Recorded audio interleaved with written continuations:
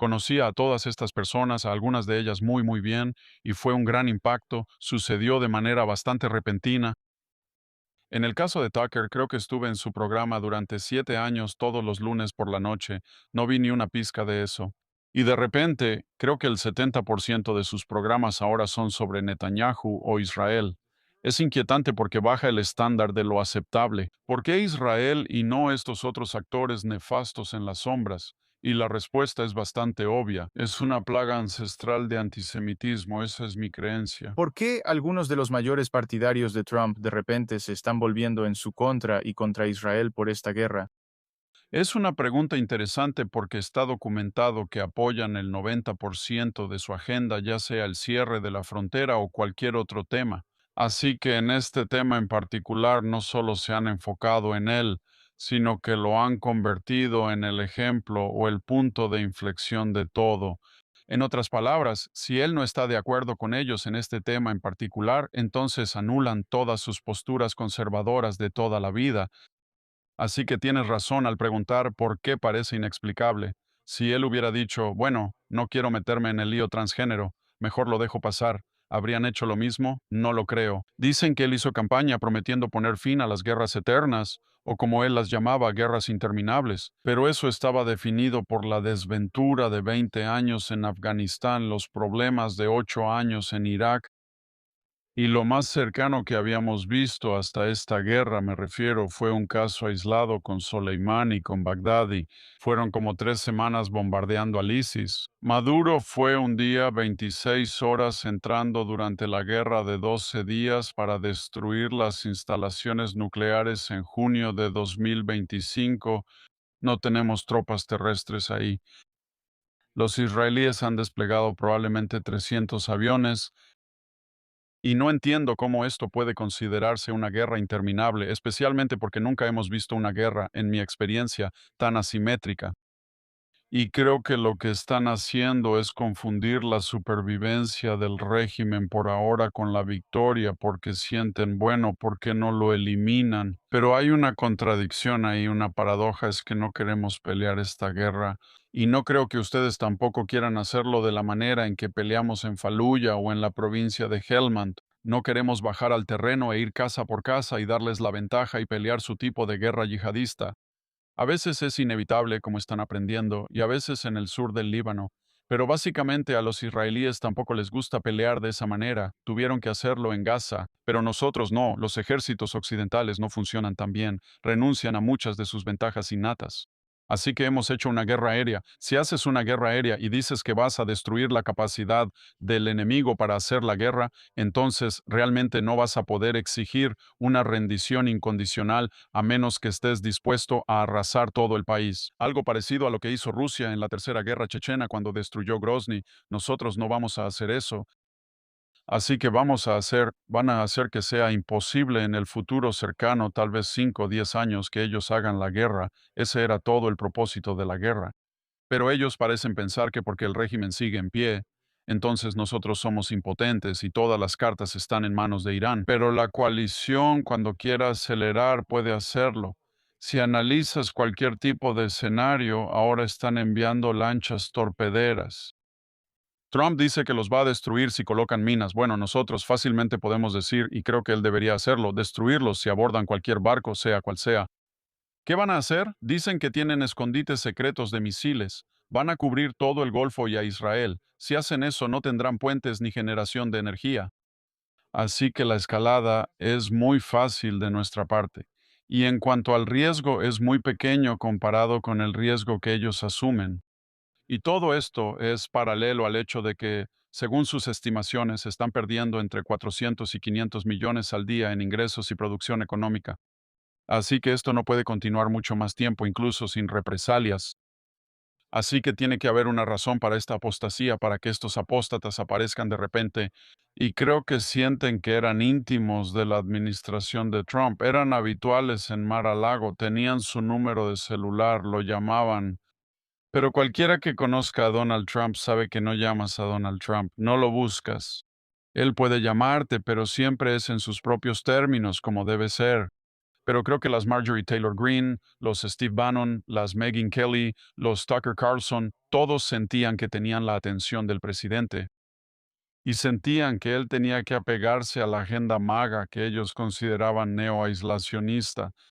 Nunca fue neoaislacionista, era jacksoniano.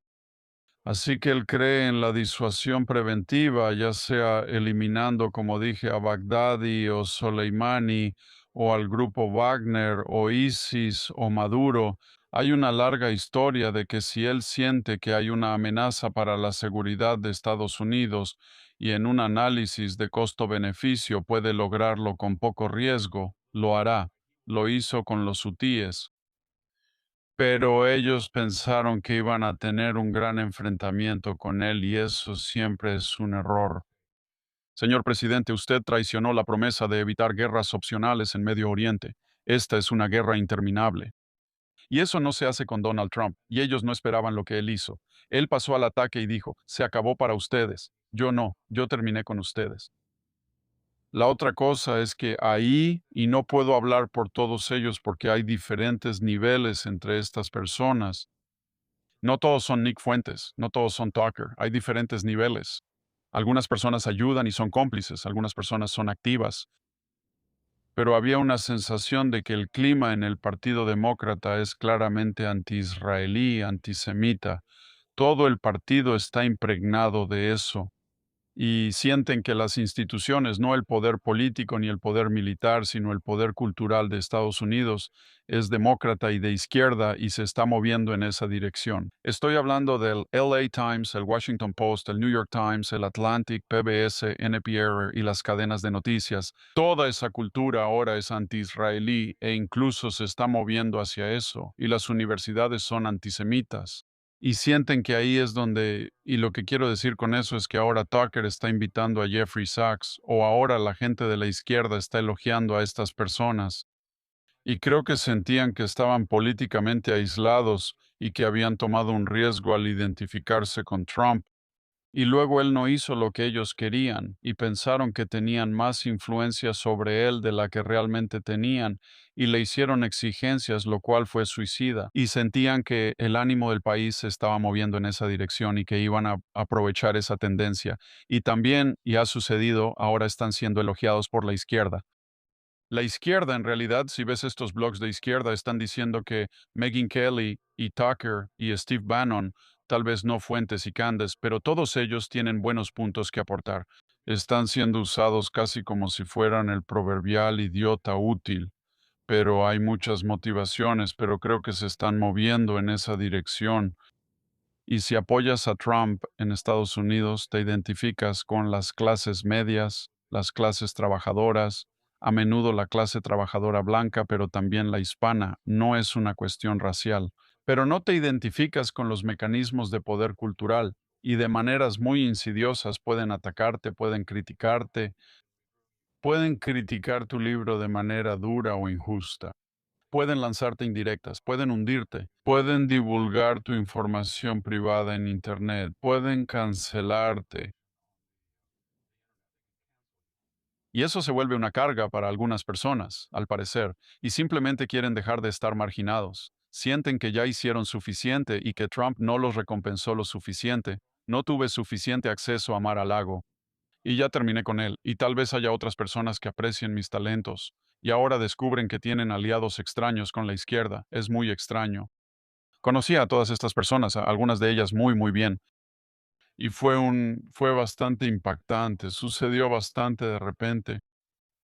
En el caso de Tucker, creo que estuve en su programa durante 7 años todos los lunes por la noche, no vi ni una pizca de eso.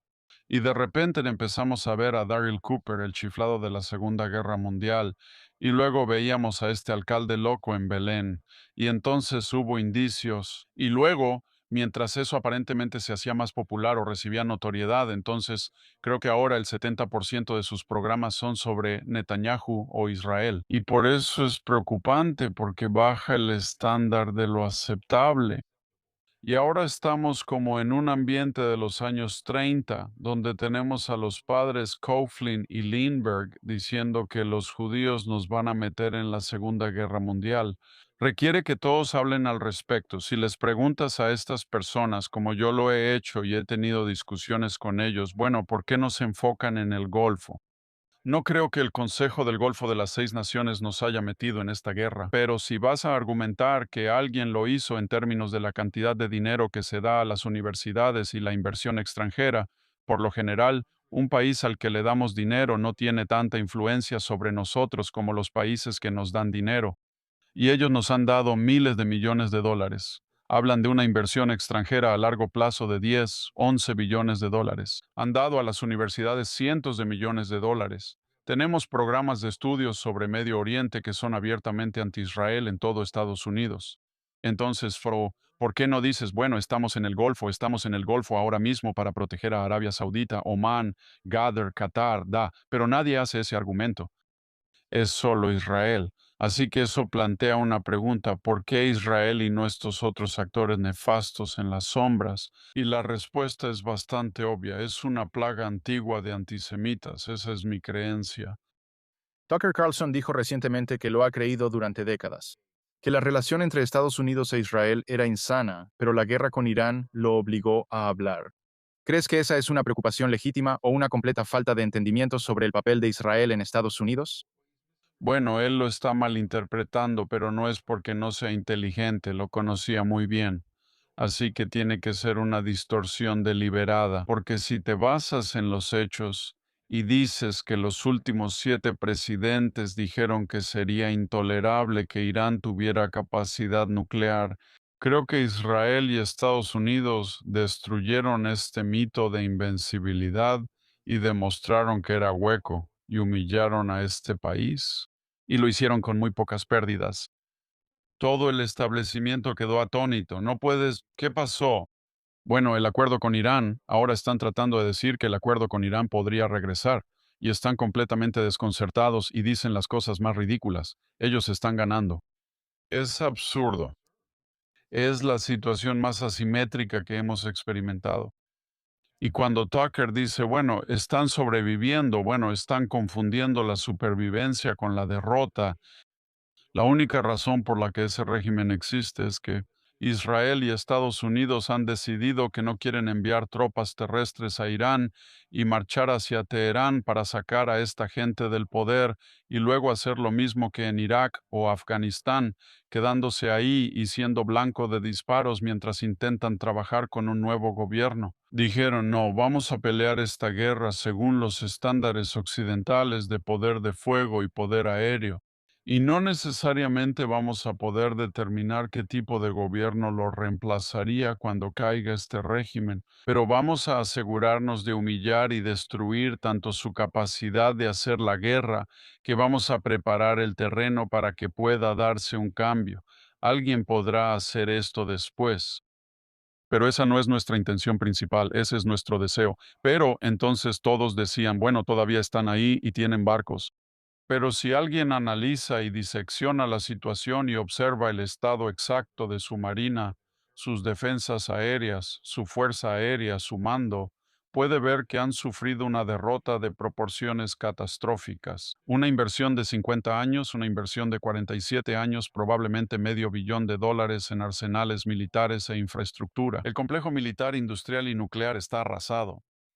Y no ha terminado, porque si continúan intentando enviar barcos al Golfo o si continúan amenazando a Israel o a los estados del Golfo con más misiles, estoy seguro de que Trump se verá obligado o tendrá que actuar. Y la próxima vez que actúen, tengo la sensación de que será más catastrófico para Irán, incluso en el primer ciclo.